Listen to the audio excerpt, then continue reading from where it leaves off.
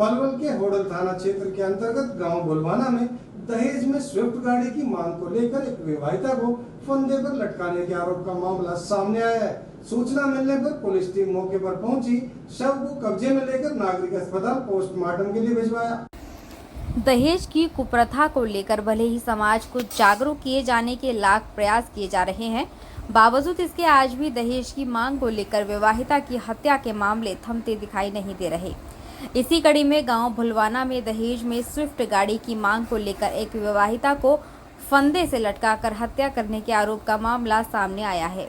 मृतका कविता के भाई अशोक ने बताया कि वह वृंदावन के गोपालगढ़ के रहने वाले हैं। 1 वर्ष 4 महीने पहले उनकी बहन का विवाह होटल के भुलवाना गांव में हुआ था।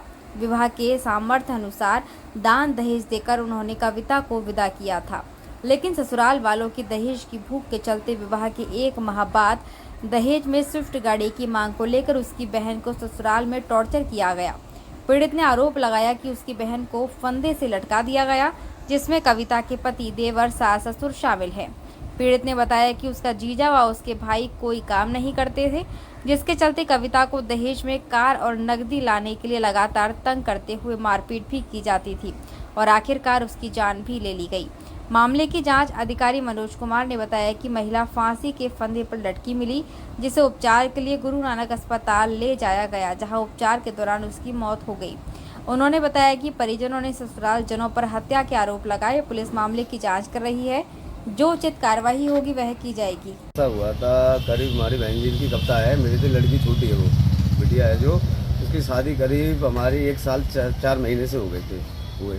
इनके घर में शुरुआत से करीब 3 महीने या 2 महीने से इतना फिर शुरुआत इन्होंने टॉर्चर करने की कर दी लाली को। पहले सबसे ज़्यादा इनकी मम्मी है ना, जो दहेज की ज़्यादा मांग करती थी, वो हमने और सब सामान दिया था, जो हुआ था जो हमने दिया था इनको, लेकिन इन्होंने फिर भी इनको शांत नहीं हुए, क्योंकि ये लड़के कमाते तो है नहीं थे, ओनली कि घर से ला चारों ऐसे भैया कुछ कमाते नहीं, पापा के बस पे रहते थे।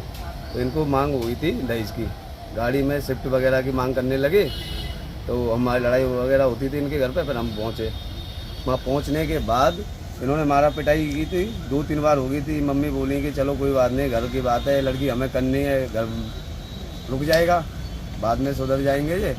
लेकिन इन्हों की कोई भी पुलिस वाले को रोको, दौड़ जाओ, वो पीछे जल्दी जाओ, इनकी कोई भी बात पूरी नहीं हुई। फिर हमने दोबारा, चलो मैंने कि एक बार मम्मी बोली, फिर इन्होंने बहुत जोर से मार लगाई। इनके पंकज ने, छोटा वाला है पंकज, वो कभी आता है या कहीं काम करता है नहीं, पर इन्हें उसको चैट होती है उससे, हमारी बिटिया से। तो शादी कितने समय पहले हुई थी? शादी को हो गए आपको करीब मार्च में हुई थी, 2022 में हुई थी। पहले मेरे को इतना ही ध्यान है, 1 साल 4 महीने के लगभग हुए हैं शादी हुए।